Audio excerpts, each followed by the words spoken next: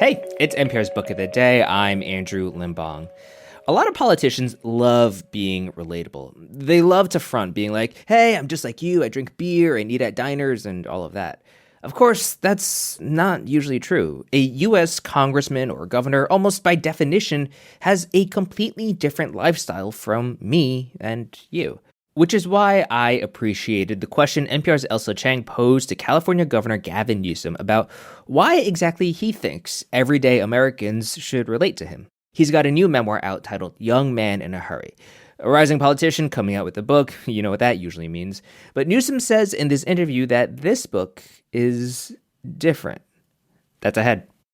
This message comes from Capital One Commercial Bank. Your business requires commercial banking solutions that prioritize your long-term success. With Capital One, get a full suite of financial products and services tailored to meet your needs today and goals for tomorrow. Learn more at CapitalOne.com/commercial. Member FDIC.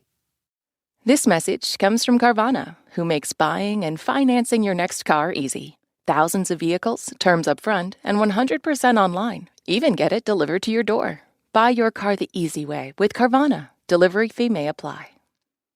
Gavin Newsom is finishing up his final year as governor of California, and he's widely considered one of the leading potential candidates for president in 2028.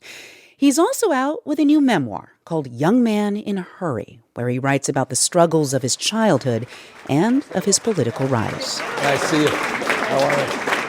And while on book tour, Newsom's also been trying to energize voters across the country. Donald Trump knows he's going to get crushed in the midterm election. He knows he's going to get crushed. We caught up with Newsom this week in rural South Carolina. He was stumping for Democrats in a county that voted for President Trump in the last two elections. I think it's really important for the Democratic Party not to give up on red states and rural parts of the country. And I've been doing this for years now. I had a PAC that's exclusively focused Mississippi, Alabama, Arkansas, where, we spend a day or two and away someplace else and make sure we're supporting local Democratic causes.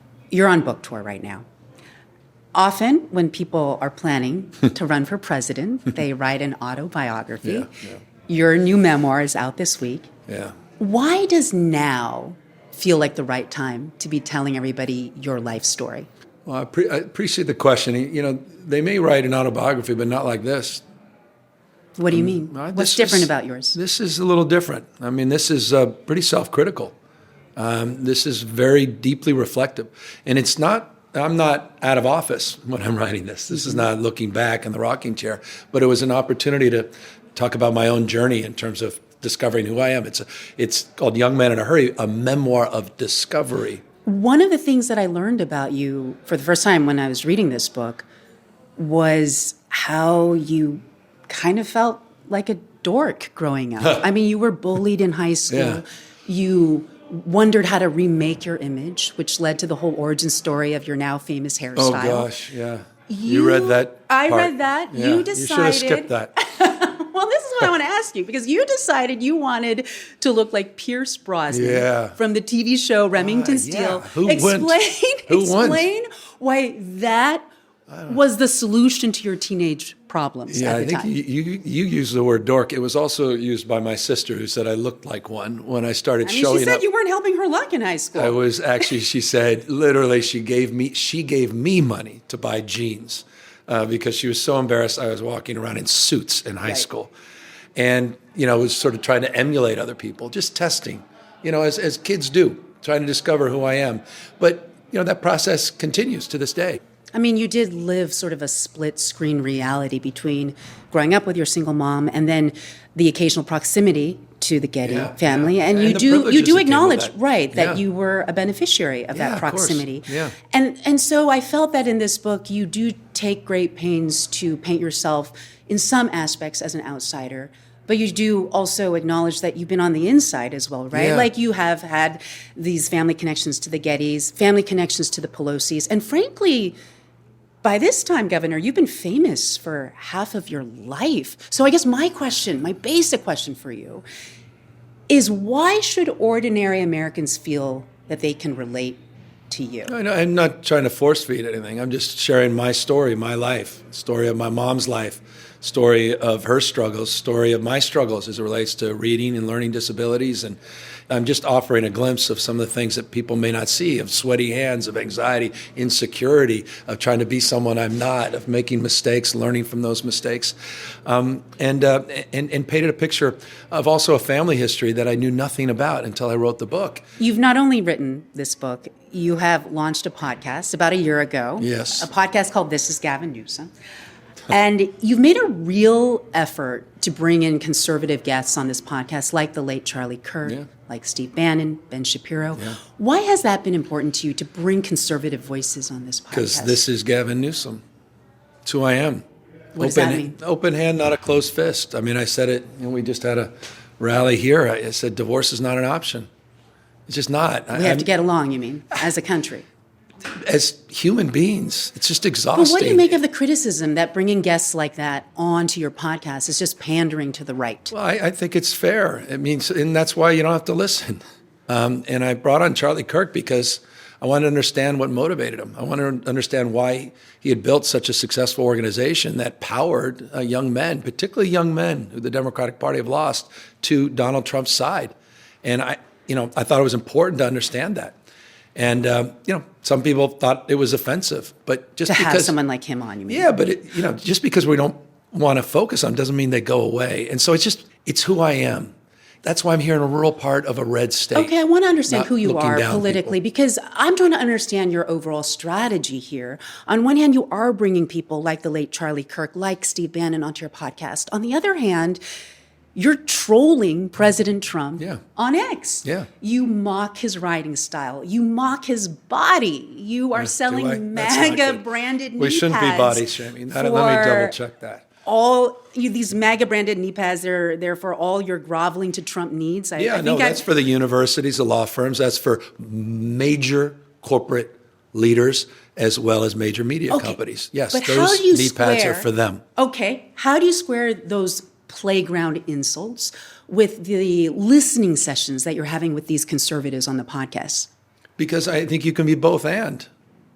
But what if you're confusing people as to what you sincerely believe? Like, why not present just one Gavin Newsom, one consistent tone across all platforms? I am. What's the consistent tone? I'm who I am. I'm consistently me. I'm interested in other people. I'm interested in what makes them work. I don't talk down or past people. But you don't think you're talking down to President Trump on your X account? I'm putting a mirror up to President Trump, and I'm fighting fire with fire, and I'm punching a bully back in the mouth. And at the same time, I'm the same guy who walked out on the tarmac to welcome him into L.A. so that he can support the people that were torn asunder because of those wildfires. I was the one who was in the Oval Office, the first Democrat, for 90 minutes, trying to do the same. That's who I am. Well, I'm just going to ask you, are you going to run for president or not in 2028? I honestly don't know. I made probably a mistake where I was asked a different question. Mm-hmm. Someone asked me, said, have you ever thought about it?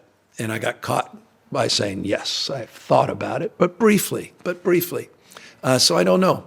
What makes you back away from the thought when you think about it? It's, there's humility. I mean, this whole book is about humility. It's about grace. It's about, hey, I'm still that kid in the back of the room. Because you're widely considered one of the leading potential candidates we'll see. for president in the next 2 years. So whatever you're doing right now, something seems to be working, at least right now. What do you think that might be? Just conviction. Just letting it go. Just putting it all out there. Calling balls and strikes. And I'm going to run the 110-yard dash. I got a sell-by date as governor, and we'll see what happens. But I'm not going to be a bystander to this moment. And I'm just doing everything I can to meet it head on. And some people will embrace it, and others will reject it. And that's okay. California Governor Gavin Newsom, thank you very much for your time. This was a pleasure. Great to be with you. Thanks for coming out. And you can watch a longer version of our interview with Newsom on NPR's YouTube channel.